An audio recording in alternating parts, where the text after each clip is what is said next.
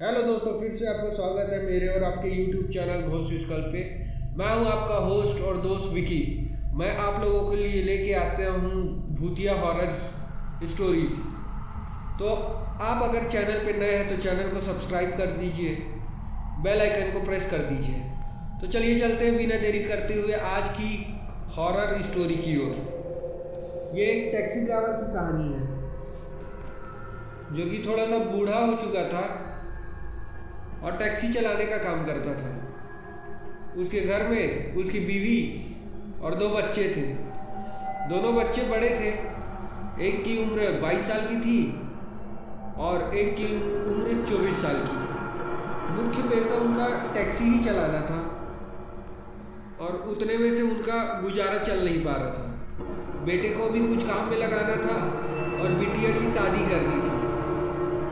Taxi चलाने से सिर्फ 2 वक्त का खाना मिल जाता था। उनकी स्थिति थोड़ी सी खराब थी।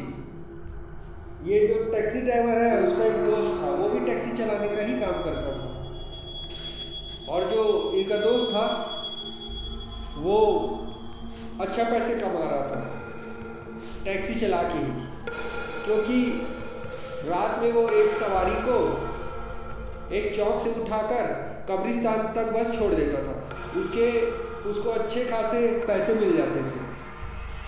और उस सवारी की एक शर्त थी कि कोई उसका चेहरा देखेगा नहीं तो उसका अंजाम उसको भुगतना पड़ेगा। ये जो टैक्सी ड्राइवर था सतीश, वो रोज बस यही काम करता था। उसी बीच बहुत सारे टैक्सी ड्राइवर मरे हुए थे। सभी टैक्सी ड्राइवरों का रहस्यमय तरीके से मौत हो जा रहा है। ये जो सतीश है, उस सवारी को फिर से रात के 2 बजे लेने पहुंचा।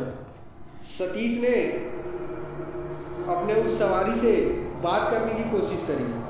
उसने बोला कि सर, आपने क्या आज की न्यूज़पेपर पढ़ी क्या?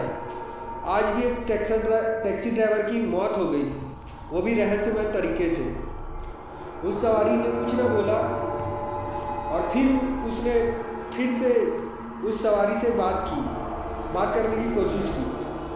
फिर वो जो सवारी थी वो सतीश के ऊपर भड़क गए।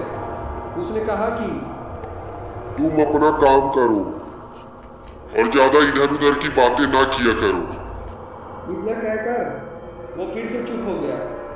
उसके बाद सतीश के मन में ख्याल आया कि ये आधी रात को कब्रिस्तान में जाके करता क्या है। आज मैं पता लगा के रहूँगा।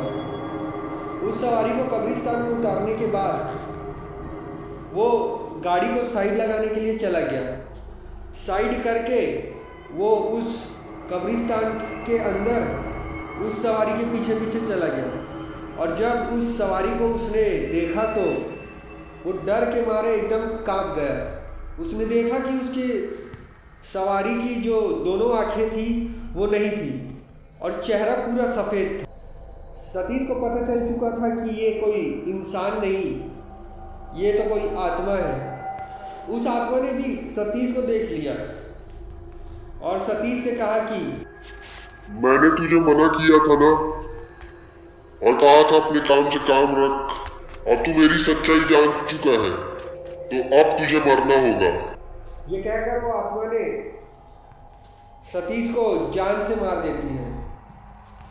सतीश का मौत के पता चलते ही उसके जो और एक टैक्सी ड्राइवर दोस्त थे उनका अंतिम संस्कार वगैरह करवाते हैं।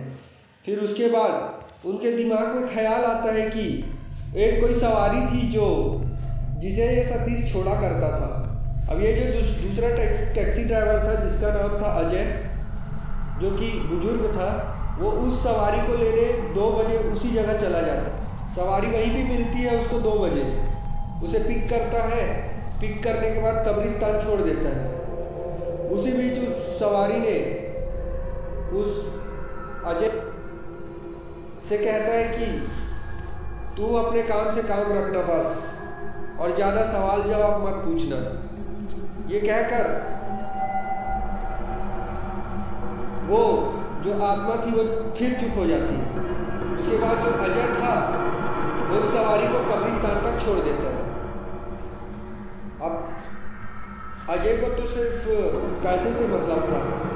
वो रोज उस सवारी को लेने जाता और कब्रिस्तान छोड़ दिया करता था। उस सवारी को लाने ले जाने छोड़ने के अच्छे खासे पैसे मिल रहे थे। वो सवारी को छोड़ते और रोज लेने जाते। उनका कमाई भी अच्छा होने लगा और पैसे भी जमा होने लगे। इतने पैसे जमा हो गए कि वो अपने बेटे के लिए टैक्सी ले सकते थे और अपनी बिटिया का शादी कर सकते थे। एक रात जब वो उस सवारी को लेने जाने वाले थे तभी अचानक उनका तबीयत खराब होने लगा। तबीयत खराब होने की वजह से वो उस सवारी को लेने नहीं जा सके। तो उन्होंने अपने बेटे से कहा कि बेटा मेरा तबीयत ठीक नहीं लग रहा है तो आज उस सवारी को तुम छोड़ाना। बेटे ने कहा ठीक है पिताजी। और उसके पिताजी अजय ने शर्त ये रखी कि तू सवारी को तो छोड़ने जा रहा है ठीक है, लेकिन ना ज़्यादा उसे सवाल जवाब करना और ना ही उसके चेहरे के साइड देखना। बेटे ने पिताजी से हामी भरी। उसने कहा ठीक है पिताजी, मैं सिर्फ अपने काम पे ध्यान दूंगा और मैं ना उसके चेहरे के साइड देखूंगा और ना उससे ज़्यादा सवाल जवाब करूंगा। ये कहकर अजय का बेटा उस सवारी को लेने चले जाता है। उसके बाद उसका बेटा पहुंच जाता है उसी जगह पे जहाँ से उस सवारी को उठाना था।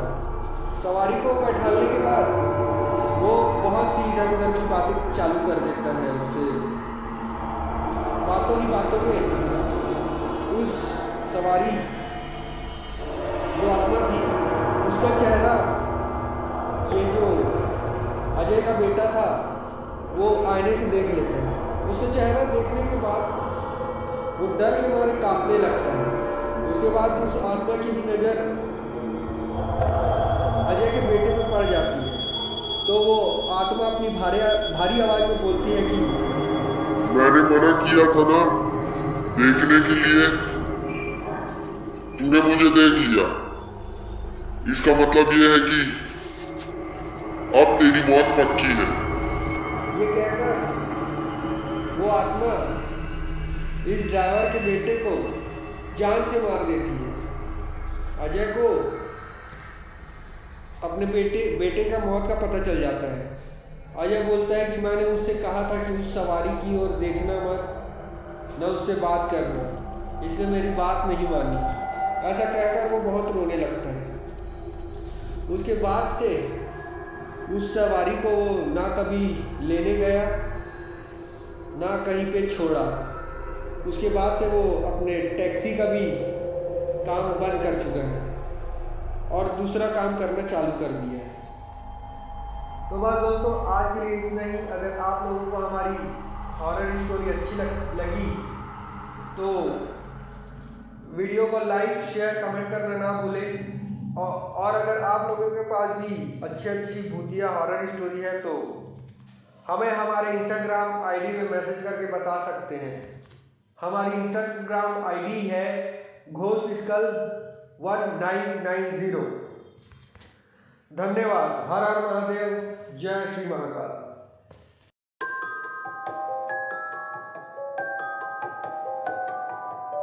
Preview.